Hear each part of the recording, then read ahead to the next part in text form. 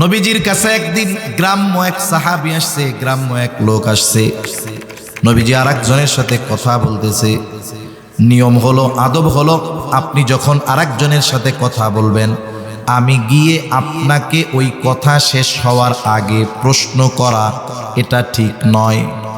কিন্তু গ্রামের মানুষ অনেক সময় সরল থাকে, সহজ সরল বুঝে না। গ্রামের মানুষ বুঝে না সহজ সরল, এটা তাদের মূর্খতা নয়, এটা সরলতা।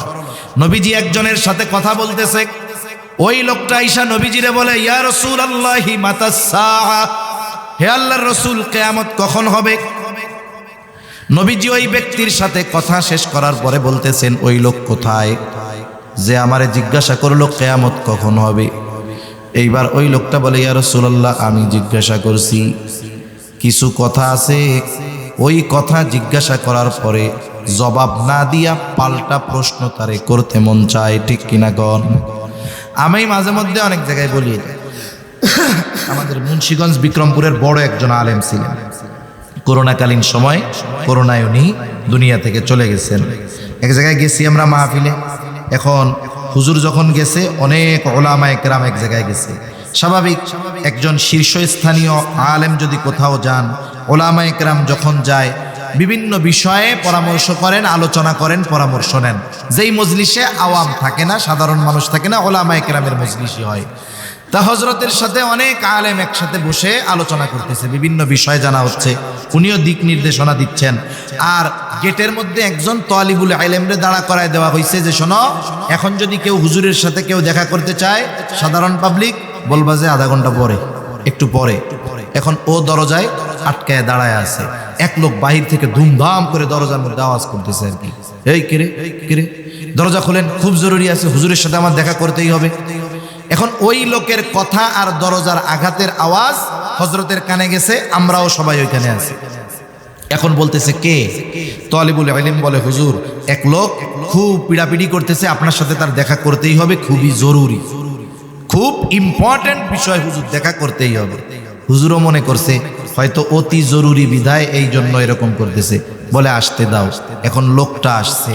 অনেক সময় মানুষের চেহারা দেখেই বোঝা যায় যে এ আসলে নামাজ কালাম পড়ে কিনা, কারণ নামাজি মানুষ, তার পরিচ্ছন্নতা সবকিছু ভিন্ন থাকে, ঠিক কিনা গণ? এখন ওই লোক আইসা হুজুরের সামনে বসছে, বলে, হুজুর, আমার খুব গুরুত্বপূর্ণ একটা বিষয় আপনার কাছে জানার দরকার, এলাকার কোনো হুজুর জবাব দিতে পারে নাই। কি গুরুত্বপূর্ণ বিষয়? এখন বলতেছে, হুজুর, রাসূল সাল্লাল্লাহু আলাইহি ওয়াসাল্লামের শ্বশুর শাশুড়িগুলো সবার নাম আমার জানার দরকার। সুন্দর গুরুত্বপূর্ণ প্রশ্ন না? কবরে রাখার পরে এই জায়গা থেকে 2-4টা জিজ্ঞাসা করবে, তো কি বলেন? জিজ্ঞাসা করবে। হুজুরও তো বিচক্ষণ মানুষ, বলে, তোর জবাব দিব, তুই আগে আমারে দোয়াই কোনো শুনি। এই যেই বলছে, কয়েকজন আলেমের ঘাড়ের উপরে পাড়া দিয়ে এক দৌড়ে ঘর থেকে সে বের হয়ে গেছে। এখন বলেন, ও যে প্রশ্ন করছে, ওর যে অবস্থা, ওর যে ভাবভঙ্গি, ওইটা জানলেও জবাব দেওয়ার আগে ওকে পাল্টা প্রশ্ন করার জরুরি হয়ে গেছে, ঠিক কিনা গণ? তা ওই গ্রাম্য সাহাবী নবীজিকে প্রশ্ন যে করছে, প্রশ্নের ভাবটা একটু ভিন্ন রকম ছিল। ভাবটা কিরকম? বলার দ্বারা অনেক সময় অবস্থা বোঝা যায় আর কি। তা উনি প্রশ্নটা এমনভাবে করছে যে ওনার বাপ, উনি গাঠি গুঠি নিয়ে কেয়ামতের জন্য রেডি হয়ে আছে, কিন্তু কেয়ামত আসতেছে না। বুঝেন নাই? উনি কেয়ামতের জন্য রেডি, কিন্তু কেয়ামত আসতেছে না।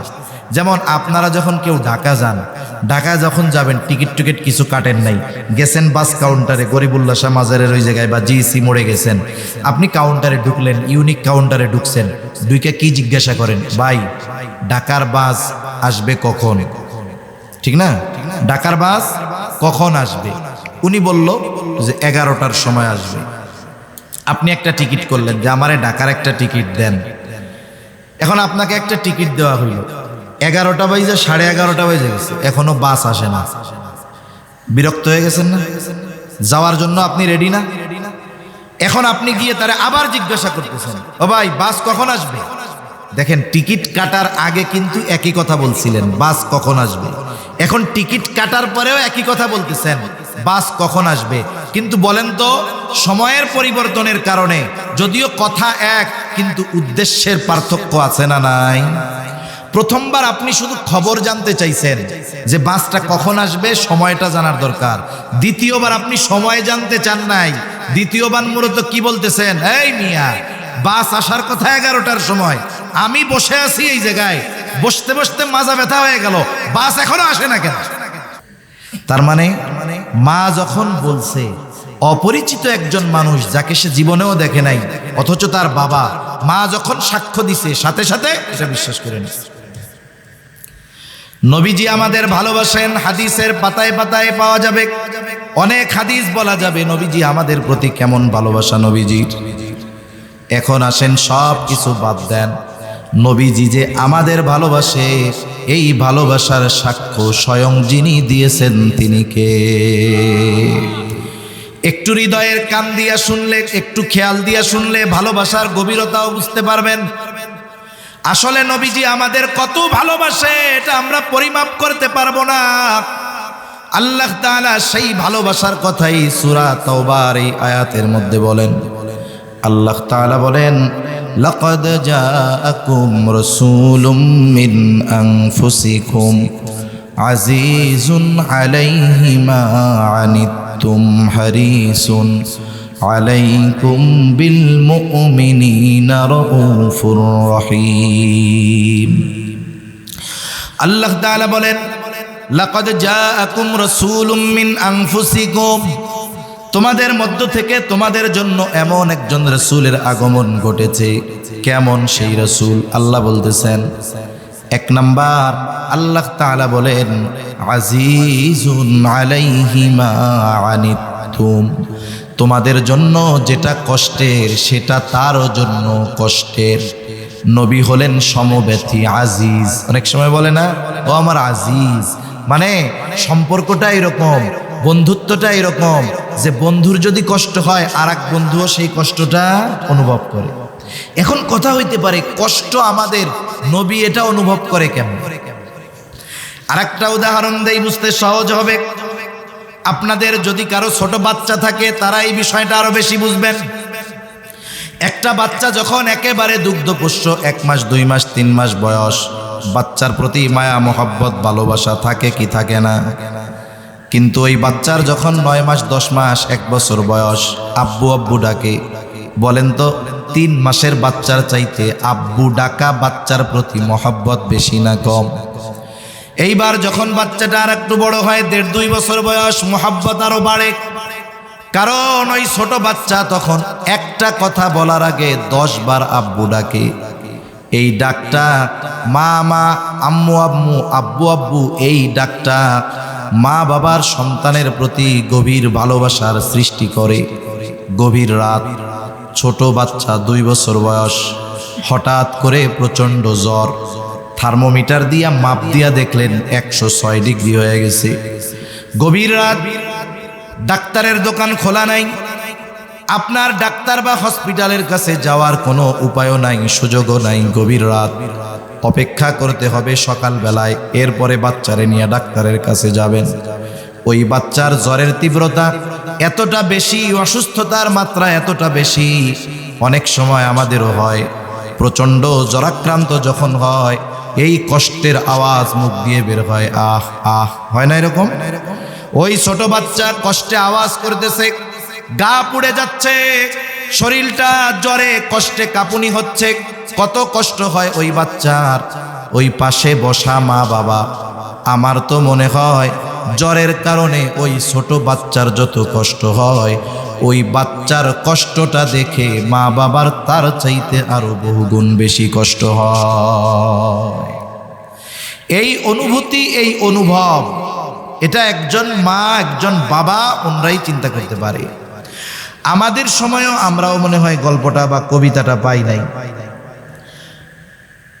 সম্রাট জহিরুদ্দিন বাবর, মোগল উপমহাদেশে মোগল সাম্রাজ্যের ভিত্তি যার দ্বারা স্থাপিত হয়েছে তিনি হলেন জহিরুদ্দিন বাবর, আফগানিস্তান থেকে আসছে। ওনার বড় ছেলের নাম ছিল হুমায়ুন। যদিও হুমায়ুন পরবর্তীতে শিয়াদের দ্বারা প্রভাবান্বিত হয়েছে, কিন্তু জহিরুদ্দিন বাবর উনি হানাফি ছিলেন, আফগানিস্তান থেকে আসছে। এই জন্য দেখেন না, আফগানিস্তানের শাসনের দায়িত্বে এখন যারা আছে, আমাদের দেশের এক শ্রেণীর ঘুমটাওয়ালা হুজুরদের ওনাদের পছন্দ হয় না। জানেন আপনারা এটা? ওনাদের পছন্দ হয় না আফগানিস্তানের শাসকদের। এখন এই সুলতান জহিরুদ্দিন বাবর, সম্রাট জহিরুদ্দিন বাবর একজন বুজুর্গ মানুষ ছিলেন। হুমায়ুন অসুস্থ হয়ে গেছে, ছোট বাচ্চা না, তখন হুমায়ুন অনেক বড়। বাবার সন্তানের প্রতি কেমন মোহাব্বত, মায়া। এই জহিরুদ্দিন বাবর সন্তানের অসুস্থতা, বিভিন্ন জায়গা থেকে হেকিম, ডাক্তার, কবিরাজ, ওই জামানায় যেই চিকিৎসার ব্যবস্থা সব করাইছে, সবাই ব্যর্থ। সবার এক জবাব, এই রোগের কোনো ওষুধ নাই, চিকিৎসা নাই, এই রোগের কোনো চিকিৎসক নাই। তবে মহান চিকিৎসক আল্লাহ তাআলা চাইলে এই দুরারোগ্য ব্যাধি থেকে বাঁচা সম্ভব। জহিরুদ্দিন বাবর বুঝতে পারলেন দুনিয়ার কোনো চিকিৎসায় আমার সন্তান ভালো হবে না। সন্তানের মোহব্বত। জহিরুদ্দিন বাবর আল্লাহ তাআলার কাছে দোয়া করা শুরু করছে, আল্লাহ আপনি আমার সন্তানের অসুস্থতা আমাকে দেন, আমার হায়াতটা তাকে দিয়ে দেন। সব কিছু তাকদীরের মুআমালাত। ইতিহাস বলে কি হলো, ধীরে ধীরে হুমায়ুন সুস্থ হয়ে উঠল, বাবর শয্যাশায়ী হয়ে গেল, শয্যায় শুয়ে পড়ছে, এখন অসুস্থ হয়ে গেছে। কিন্তু জহিরুদ্দিন বাবর সন্তানের সুস্থতায় এতটা আনন্দিত হয়েছে, সে তার অসুস্থতায় কোনো কষ্ট সে অনুভব করে না। সেই জন্য সন্তানের কষ্ট মা বাবা অনুভব করে কেন? বলে মোহাব্বতের কারণে, ভালোবাসার কারণে। এখন নবী তো আমাদেরকে মা বাবার চাইতে বেশি ভালোবাসে, এই জন্য উম্মতের কষ্ট হবে, এটা নবীর জন্য কষ্টকর। এই জন্য আল্লাহ তাআলা বলেন, আজিজুন আলাইহি মা আনিতুম, তোমাদের জন্য যেটা কষ্টের সেটা তার জন্য কষ্টের। কেন? বলে তিনি হলেন আজিজ, সমব্যথী। 2 নম্বর হারিসুন আলাইকুম, তিনি হলেন তোমাদের জন্য কল্যাণকামী। নবীজি উম্মতের জন্য কি কল্যাণ, কোথায় কল্যাণ, সব সময় কল্যাণকর বিষয়গুলাই নবীজি করতেন। যেমন এক হাদিসের মধ্যে আসছে, নবীজি বলেন আল্লাহ তাআলা প্রত্যেকটা উম্মত নবীকে তার উম্মতের জন্য বিশেষ একটা দোয়া করার সুযোগ দিয়েছে। সব নবী তার উম্মতের ব্যাপারে এই দোয়া দুনিয়ায় করে ফেলছে। নবীজি বলেন আমি এই দোয়াটাকে সংরক্ষণ করে রাখছি, কিয়ামতের দিন আমার উম্মতের জন্য এই দোয়াটা আমি আল্লাহ তাআলার কাছে সুপারিশ হিসাবে করব। কারণ ওই দিন এই দোয়াটা আমার উম্মতের জন্য বেশি কল্যাণকর হবে। এজন্য উম্মতের কল্যাণের কথা চিন্তা করে নবীজি এই দোয়াকে সংরক্ষণ করে রাখছেন। এরপরে আল্লাহ তাআলা বলেন, বিল মুমিনিনা রাউফুর রহিম। যেহেতু নবী মুমিনের জন্য বিশেষ অনুগ্রহ, এই জন্য মুমিনের প্রতি নবীজির ভালোবাসাও একটু স্পেশাল। ওই যে শুরুতে বলছিলাম, আল্লাহ তাআলা বলেছেন লাকাদ মান্নাল্লাহু আলাল মুমিনিন, মুমিনদের উপরে আল্লাহ তাআলার বিশেষ অনুগ্রহ যে ইদবাআসা ফীহিম রাসূলাম মিন আনফুসিহিম, যে তিনি তাদের মধ্য থেকে তাদের জন্য একজন রাসূল প্রেরণ করেছেন। কেন মুমিনদের জন্য বিশেষ অনুগ্রহ? কারণ মুমিনদের প্রতি নবীজির ভালোবাসাটা আর একটু স্পেশাল। মনে করেন আপনার বাড়িতে আপনার এক আত্মীয় আসছে, আত্মীয়র সাথে ছোট একটা বাচ্চা আসছে, ওই রকম একটা বাচ্চা আপনারও আছে। আত্মীয়র বাচ্চা আর আপনার বাচ্চা কি সমান বয়সী। এখন আপনার ছেলের একটা খেলনা আছে, ওই খেলনা নিয়ে আত্মীয়র ছেলেটাও খেলাধুলা করতেছে। এখন আপনার ছেলে দিতে চায় না, এখন দুইজনের মধ্যে একটু মারামারি হয়েছে। আপনার ছোট বাচ্চাটা আপনার আত্মীয়র বাচ্চারে কি করছে, একটু মায়ের দিছে। এখন বলেন তো আপনি কি করবেন? আপনার বাচ্চারে শাসন করবেন কি করবেন না? মায়ের দিছেন না বাচ্চারে? মায়ের দিছেন ঠিক, এর দ্বারা কি এই উদ্দেশ্য নাকি যে আত্মীয়র ওই ছেলের চাইতে আপনি আপনার ছেলেকে কম ভালোবাসেন? বিষয়টা কি এই? শাস্তি দিছেন ঠিক, ভালোবাসায় কোনো কমতি নাই। রাসূল আকরাম সাল্লাল্লাহু আলাইহি ওয়াসাল্লাম, সবাই উম্মত, সবার প্রতি ভালোবাসা আছে, কিন্তু যেই উম্মত মুমিন তার প্রতি নবীজির ভালোবাসা স্পেশাল। সুবহানাল্লাহ। ওই ভালোবাসার কথা প্রকাশ করতে গিয়ে আল্লাহ তাআলা বলেন, এই রাসূল মুমিনদের ব্যাপারে হলেন বিল মুমিনিনা রাউফুর রহিম। মুমিনদের ব্যাপারে তিনি রউফ, তিনি রহিম। আল্লাহ তাআলার অনেকগুলো গুণবাচক নাম আছে। এই নামগুলোর মধ্যে অন্যতম দুইটি নাম হলো রউফুর রহিম। দুনিয়ার কোনো মানুষ, দুনিয়ার কোনো মাখলুক রউফুর রহিম হতে পারে না। বুঝে থাকলে একটু জবাব দিবেন, রউফুর রহিম কে? আরো জোরে বলেন না কে? রউফ অতি সদয়, রহিম পরম দয়ালু একমাত্র আল্লাহ। আল্লাহ হলেন রউফুর রহিম। ওই আল্লাহ রউফুর রহিম রব। নবীজির মুমিন উম্মতের প্রতি ভালোবাসা কত গভীর, এই বিষয়টা বোঝাতে গিয়ে নিজের গুণবাচক নাম রউফুর রহিম নবীজির সাথে আল্লাহ তাআলা ব্যবহার করেছে। স্বয়ং আল্লাহ বলতেছে, ওই রউফুর রহিম বলতেছে, এই দুনিয়ার মানুষ শোনো, এই রাসূল হলেন এমন রাসূল যিনি মুমিনদের ব্যাপারে অতি সদয় পরম দয়ালু। সুবহানাল্লাহ বলেন।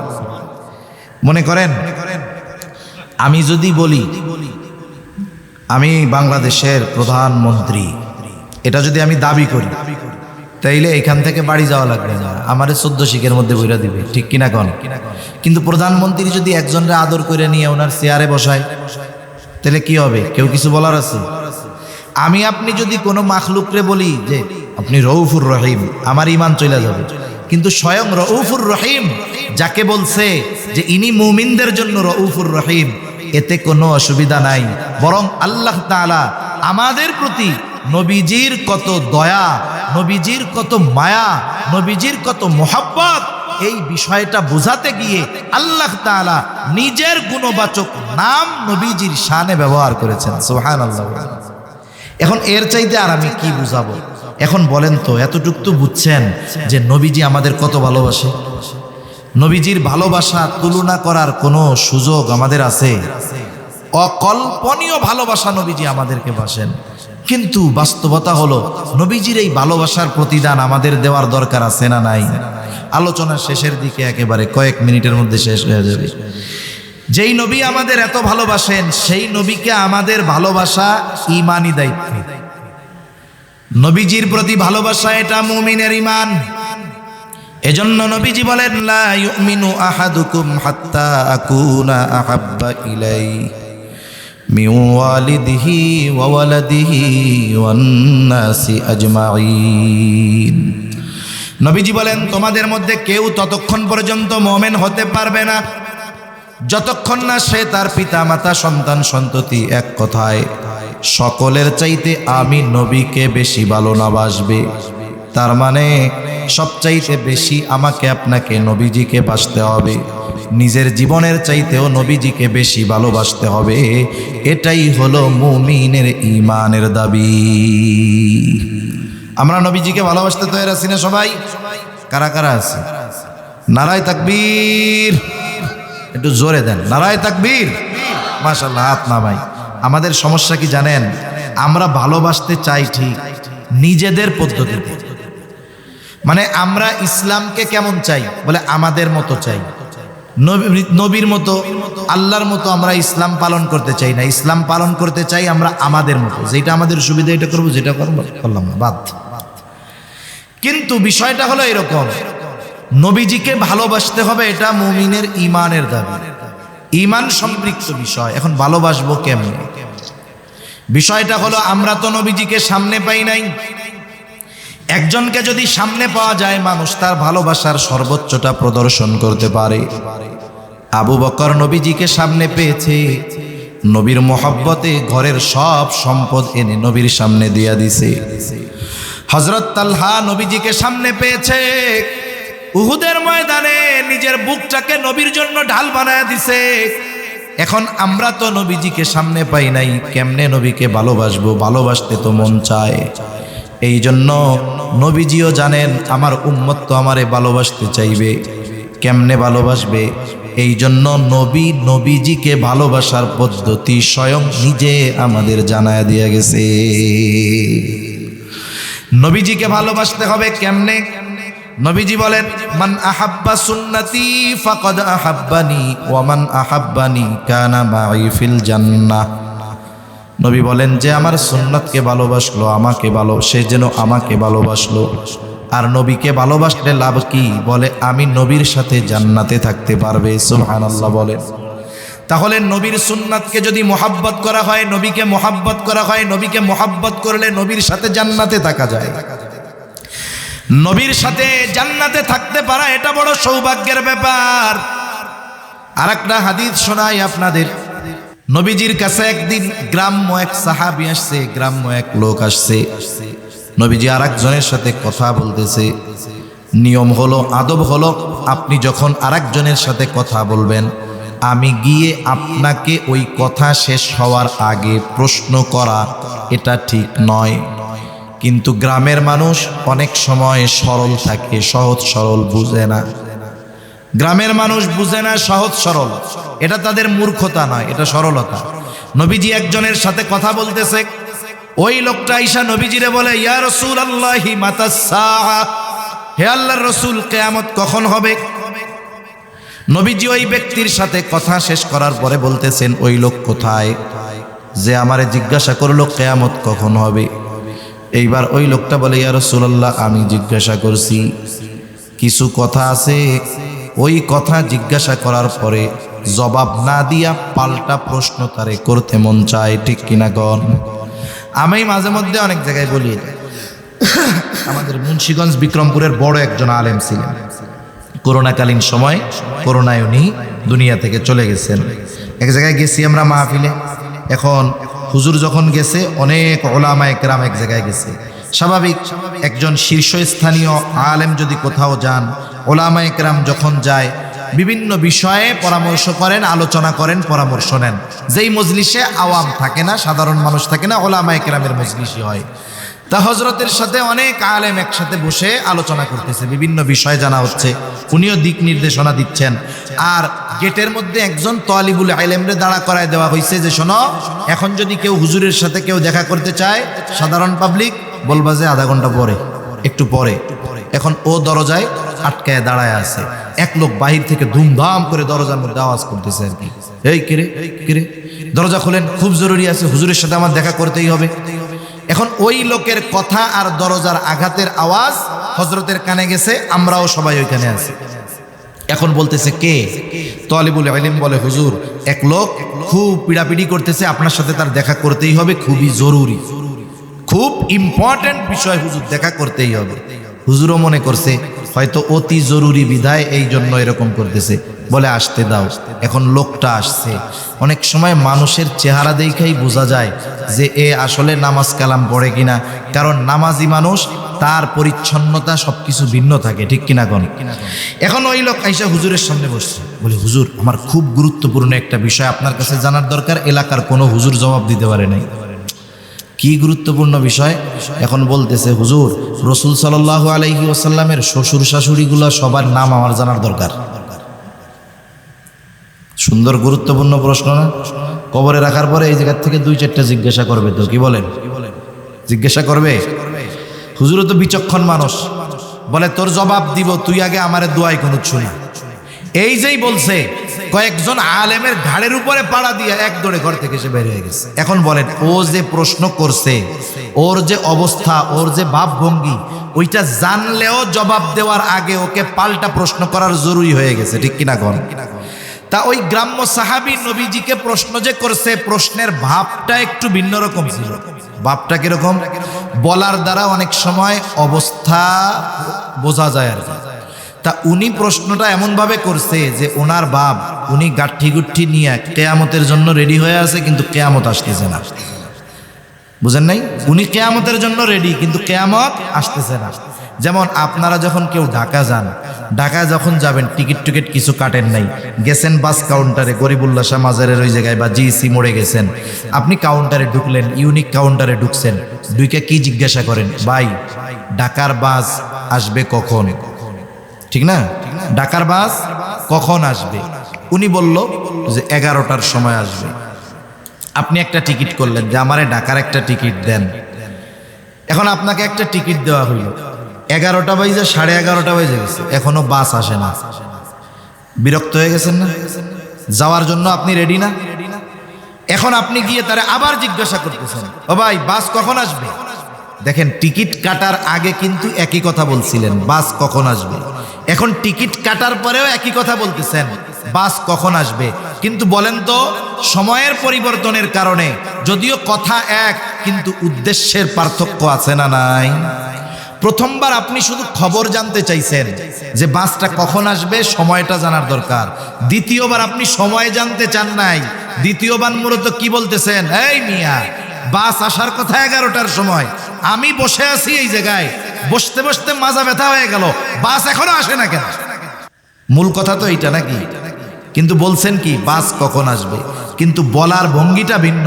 এই ভঙ্গির দ্বারা কি বোঝা যায় যে আপনি তারে উল্টা শাসাইতেছেন, এখনো বাস আসে না কেন।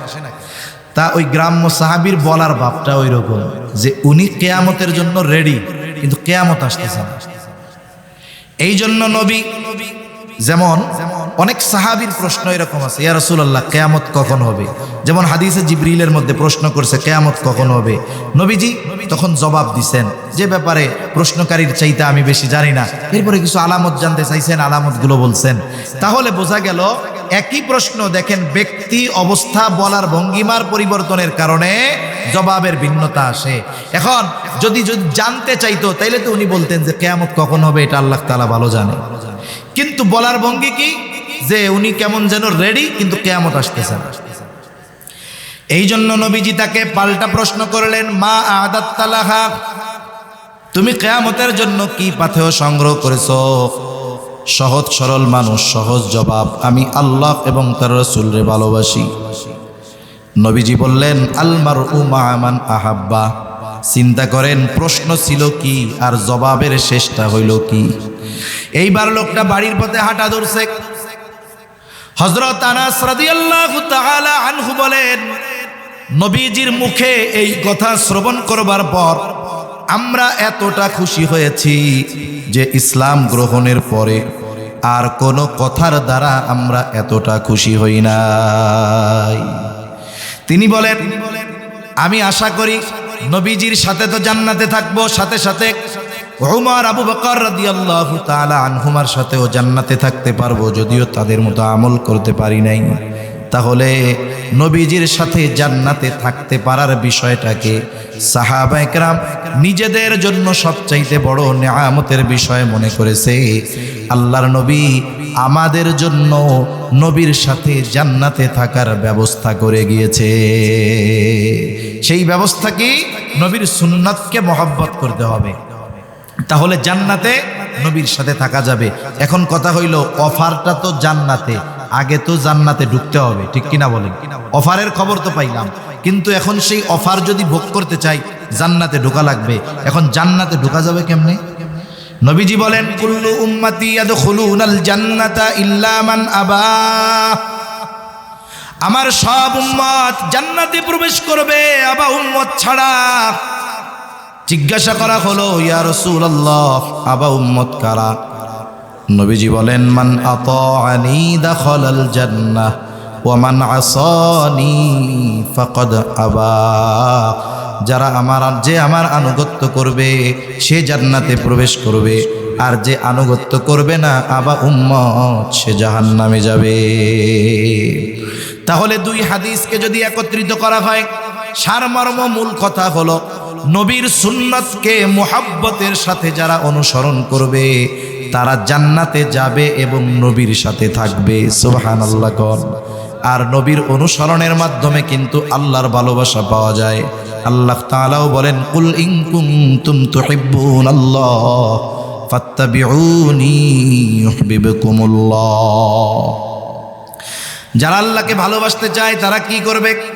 আল্লাহ তাআলা বলেন, আপনি বলেন, ইন কুনতুম তুহিব্বুনাল্লাহ, তোমরা যদি আল্লাহকে ভালোবাসতে চাও তাইলে কি করবা? আল্লাহ শিখায় দেন, আপনি বলেন ফাত্তাবিউনি, আমার অনুসরণ করো। তাহলে নবীর অনুসরণ করলে কাকে ভালোবাসা হয়? জোরে বলেন।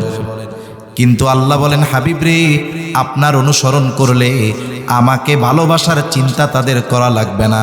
আপনি জানায় দেন, আপনার সুন্নাতের অনুসরণ যারা করবে ইউহিব্বুকুমুল্লাহ, স্বয়ং আল্লাহ তাআলা তাদেরকে ভালোবাসবে।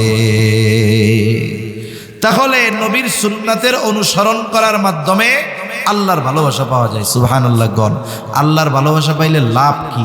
হাদিসের মধ্যে আসছে, নবীজি বলেন, যখন আল্লাহ তাআলা কাউকে ভালোবাসে, জিবরাইল আলাইহিস সালামকে ডাক দিয়ে বলে, ও জিবরিল, দুনিয়ার অমুককে আমি আল্লাহ ভালোবাসি, তুমিও ভালোবাসো। আল্লাহ যাকে ভালোবাসবে জিবরাইল তাকে ভালোবাসবে না, এটা হতে পারে না। এইবার জিবরাইল আসমানের ফেরেশতাদের মধ্যে ঘোষণা করে দেয়, এই শোনো, আল্লাহ তাআলা দুনিয়ার অমুককে ভালোবাসে, আমিও তাকে ভালোবাসি, তোমরাও তাকে ভালোবাসো।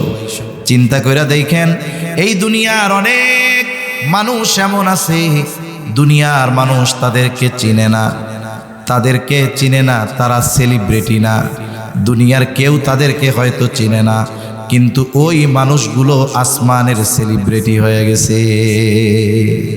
আমাদের আলোচনা দুনিয়ার মধ্যে দুনিয়ার মানুষ করে, আর ওই ধরনের মানুষের আলোচনা আসমানের ফেরেশতারা করে। সুবহানাল্লাহ। নবীজি বলেন, এবার যখন আসমানের বাসিন্দারা তাকে ভালোবাসতে শুরু করে, আল্লাহ তাআলা দুনিয়ার মানুষের অন্তরের মধ্যে ওই ব্যক্তির গ্রহণযোগ্যতা আর ভালোবাসা পয়দা করে দেয়। সুবহানাল্লাহ বলেন। উদাহরণ দিলে অনেক দেওয়া যাবে। এই চট্টগ্রাম পটিয়ার কৃতি সন্তান আপনাদের কাছের তৈয়ব সাহেব রহমাতুল্লাহি আলাইহি, বলেন তো, নামটা শুনলে অন্তরের মধ্যে একটা শ্রদ্ধাবোধ আসে কি আসে না? নামটা শুনলে একটা শ্রদ্ধাবোধ আসে, একটা মোহাব্বত কাজ করে। মুফতি আজিজুল হক রহমাতুল্লাহি আলাইহি পটিয়া মাদ্রাসার বানী, নামটা শুনলে অন্তরের মধ্যে ভালোবাসা জাগ্রত হয় কি হয় না? কত বছর আগে মারা গেছে, অনেক মুরব্বীরাও হয়তো তাকে দেখতে পারে নাই, অনেক এই প্রজন্ম তাকে দেখে নাই, না দেখুক তাতে কি, কিন্তু নামটা শুনলে মোহাব্বত ভালোবাসা অন্তরে আসে কি আসে না? কেন আসে? ওনার পোলাপান, ওনার আত্মীয় স্বজন তো আমাকে আপনাকে চা খাওয়ায় নাই, খুবাইব সাহেব আমাদের দাওয়াত দিয়ে চা খাওয়াইয়া কয় নাই যে আমার আব্বারে একটু ভালোবাসেন। এখন কথা হইল, এরপরেও তাদের গ্রহণযোগ্যতা ভালোবাসা আমাদের মধ্যে কেন? বলে আসমানের মালিকের ভালোবাসা যখন পাওয়া গেছে, দুনিয়ার মানুষের ভালোবাসার গ্রহণযোগ্যতা আল্লাহ তাআলা দিয়ে দিয়েছে। সর্বশেষ কথা একটু চিন্তা করেন, এই কথাটুকু নিয়ে ভাইবেন। শেষ কথা, আমার জীবনটাকে সাজাবো কেমনে? হায়াত খুব অল্প, আমাদের সকলকে চলে যেতে হবে। এই জন্য বুদ্ধিমান হলো সেই ব্যক্তি যে নিজে আখিরাতের পাথেয় সংগ্রহ করে ওই সফরের জন্য প্রস্তুত থাকে। শেষ একটা কথা বলে আলোচনা শেষ করি। বাংলাদেশের প্রত্যেকটা মসজিদে একটা লাশের খাটিয়া থাকে, ঠিক না? ওই খাটিয়ায় একদিন আমাকে আপনাকে উঠতেই হবে, কোনো সন্দেহ নাই। আমাকে আপনাকে মরতেই হবে, কোনো সন্দেহ নাই। একটু হৃদয় দিয়ে চিন্তা কইরেন, একটু ভাইবেন, যেই কথাগুলো যেটা বলি একটু চিন্তা কইরেন। আমি আপনি যখন দুনিয়া থেকে চলে যাব, মারা যাব, আল্লাহ না করুক এইখানে যদি কেউ মারা যায়, এইখানে যদি কেউ মারা যায়, তার লাশটা কিন্তু বাকি রাত যেই বিছানায় সে গত রাত্রে ঘুমায়াছিল, ওই বিছানার মধ্যেও তার লাশটা উঠাবে না, ঠিক কিনা বলেন? মারা গেলে লাশটা বাহিরে রাইখা দিবে, সর্বোচ্চ বারান্দার মধ্যে নিচে ফালায়া রাখতে পারে। স্ত্রী বলবে না যে তার জন্য তো বিছানা করে বসেছিলাম, দুনিয়া থেকে তো চলেই গেল, আজ রাতটা তার বেডরুমেই খাটের উপরে লাশটা থাক, রাখবে নাকি? একটু চিন্তা করে দেখেন। আমাকে আপনাকে মৃত্যুর পরে গোসল দেওয়া হবে, কাফন পরায়া দেওয়া হবে, খাটিয়ায় করে জানাজার জায়গায় নিয়ে যাওয়া হবে। আমার আপনার জানাজা শেষ, এইবার যেই জায়গায় আমাকে একাকী ঘরে রেখে আসবে, কবরে লাশটা নিয়ে ওখানে চলে যাবে। সবাই যাবে, 2 জন বা 3 জন লোক কবরের মধ্যে নামবে, উপর থেকে 2-3 জন আমার আপনার লাশটাকে নিচে নামায়া দিবে। এই লাশটা যখন কবরস্থ করে, এই সময় একটা দোয়া পড়ে, বিসমিল্লাহি ওয়া আলা মিল্লাতি রাসূলিল্লাহ। এইটা হলো কবরের ভিসা। কবরের কি বলেন তো? ভিসা।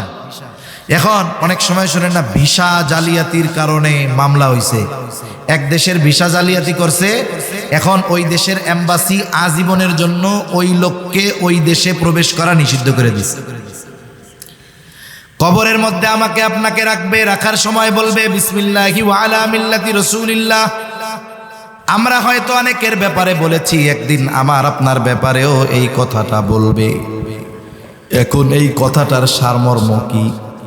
বুজুর্গানে দিন বলেন, এই কথার সারমর্ম হলো যে বলা হয়, আয় আল্লাহ, আপনার নামে এমন এক ব্যক্তিকে এখন কবরের মধ্যে রাখতেছি, যেই ব্যক্তির গোটা হায়াত ওয়া আলা মিল্লাতি আই ওয়া আলা সুন্নতি রাসূলিল্লাহ, রাসূলের সুন্নাতের উপরে অতিবাহিত হয়েছে।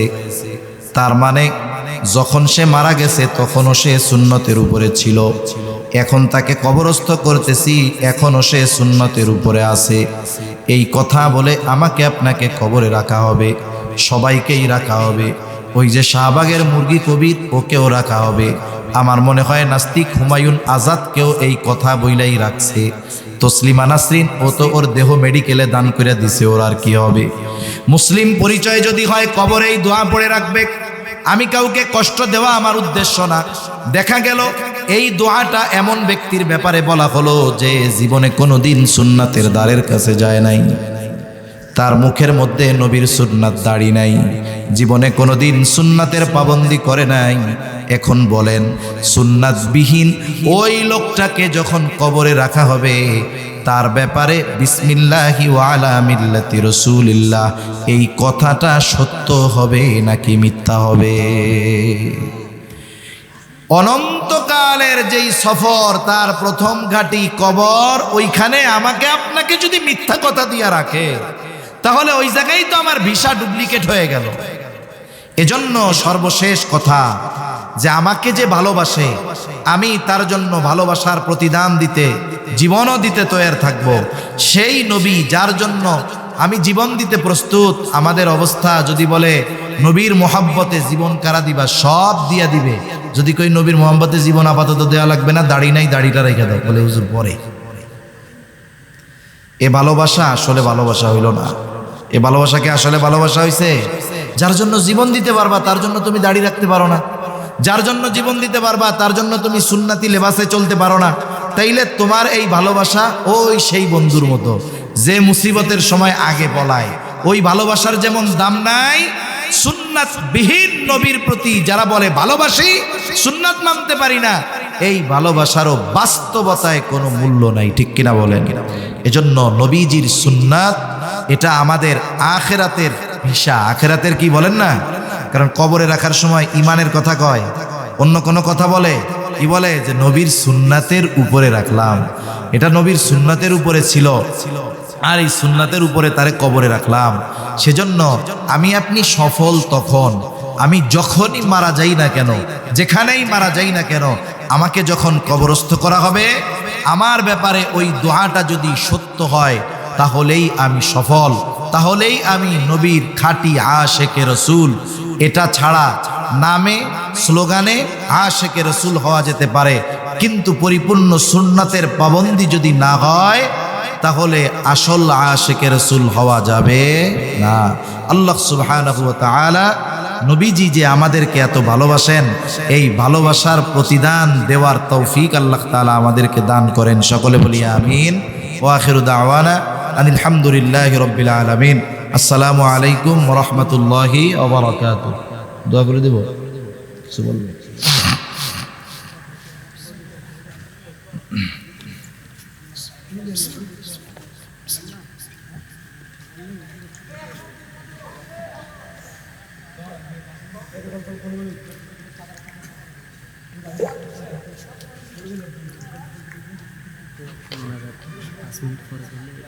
নাস্তা দেওয়ার জন্য আমাদের মাহফিল প্রবাস থেকে যারা সহযোগিতা করছেন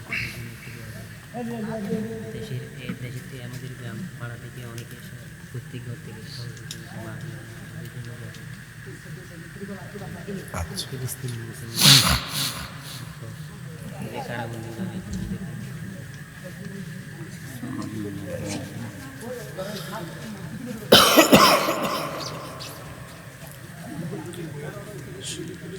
আমরা সবাই একটু বসি, আপনাদের জন্য একটু মেহমানদারির ব্যবস্থা আছে, এইটা আপনাদের কাছে পৌঁছানোর পরে আমরা দোয়া করে ইনশাআল্লাহ যাব। ঠিক আছে তো? ইনশাআল্লাহ আমরা সবাই সবার জন্য দোয়া করব। বিশেষ করে মাহফিল কামিয়াবির জন্য যে যেভাবে সহযোগিতা করেছে সকলের জন্য দোয়া করব। বিশেষ করে যারা প্রবাসে আছে, যাদের কারণে আমাদের দেশের অর্থনীতির চাকা সচল আছে, তাদের জন্য দোয়া করব। বিশেষ করে এখনো অনেক ওলামায়ে কেরাম জেলখানার মধ্যে আছে, একেবারে নিরপরাধ জেলখানার গানি টানতেছে, কত কষ্ট করতেছে, তাদের জন্য বিশেষ করে দোয়া করব। আমরা তো কত নিরাপদের মধ্যে এখনো আছি, কিন্তু ফিলিস্তিনের গাজার মুসলমানদের কি অবস্থা, আমরা তাদের জন্য দোয়া করব। আমরা তো সশরীরে গিয়ে তাদের সহযোগিতা করতে পারতেছি না। অর্থনৈতিকভাবে যদি অথেন্টিক সোর্স থাকে যেটা তাদের কাছে পৌঁছাবে, বাংলাদেশে বেশ কিছু আছে, যদি জানা থাকে আমরা পারলে কিছু অর্থনৈতিক সহযোগিতা করব। সর্বোপরি সবাই প্রতি নামাজে কমপক্ষে প্রতিদিন তাদের জন্য কিছু না কিছু দোয়া করব ইনশাআল্লাহ। করা যাবে তো? ইনশাআল্লাহ আল্লাহ তৌফিক দান করেন।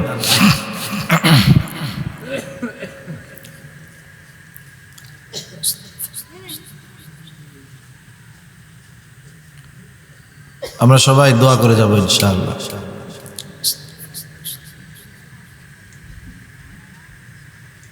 সাথে সাথে রমজান মাস চলে গেছে।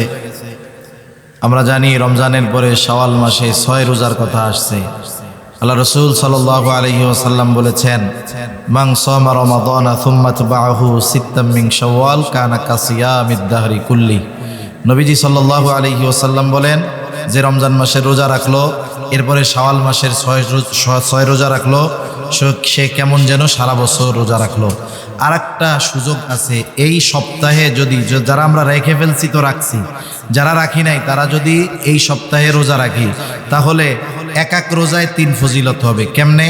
যেমন হাদিসের মধ্যে 13, 14, 15 চন্দ্র মাসের 13, 14, 15 এই 3 তারিখ রোজা রাখার কথা বলা হয়েছে।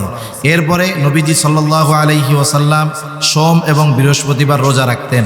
এই সপ্তাহে আরবি 13, 14, 15 তারিখও আছে, সোমও আছে, বৃহস্পতিবারও আছে। তাইলে সাথে সাথে শাওয়ালেরও 6 রোজা। তাইলে কি হইল? রোজা একটা, ফজিলত 3 ধরনের। ঠিক কিনা বলেন? এজন্য যারা আমরা এখনো রাখি নাই, আমরা চেষ্টা করব এই সপ্তাহে রাখতে। তাইলে এই সপ্তাহে রাখলে আইয়াম বীজের রোজাগুলাও পাওয়া গেল, সোম বৃহস্পতিবারের রোজাও পাওয়া গেল, শাওয়ালের 6 রোজাও রাখা হয়ে গেল। এই বিষয়গুলো আমরা খেয়াল রাখবো ইনশাআল্লাহ। আমরা তাহলে দুরূদ শরীফ পাঠ করি। আল্লাহুম্মা সাল্লি আলা মুহাম্মদ ওয়া আলা আলি মুহাম্মাদিন কামা সাল্লাইতা আলা ইব্রাহিম ওয়া আলা আলি ইব্রাহিম ইন্নাকা হামিদুম মাজিদ। আল্লাহুম্মা বারিক আলা মুহাম্মাদিন ওয়া আলা আলি মুহাম্মদ কামা বারাকতা আলা ইব্রাহিম وعلى آل إبراهيم إنك حميد مجيد।